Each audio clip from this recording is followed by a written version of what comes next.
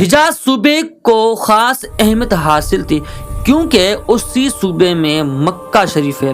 اسی شہر میں حضرت ابراہیم علیہ السلام نے کعبۃ اللہ شریف کی تعمیر فرمائی تھی، جو کہ عربوں کا دینی مرکز تھا۔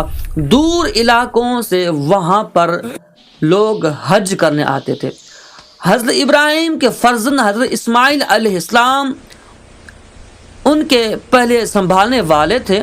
یہ سلسلہ ان کے اولاد میں چلتا آیا قریش گھرانے میں آ پہنچا، جو کہ اسماعیل کی ایک شاخ تھا۔ انہی گھرانے میں قصی بن کلاب تمام مشہور ہوئے، جس نے بہت سے قبیلوں کو متحد کر کے اپنی طاقت میں اضافہ کیا۔ آگے چل کر اسی نسل سے ہمارے پیارے نبی حضرت محمد صلی اللہ علیہ وآلہ وسلم پیدا ہوئے۔ عرب کی اس وقت مذہبی حالت یہ تھی کہ اس زمانے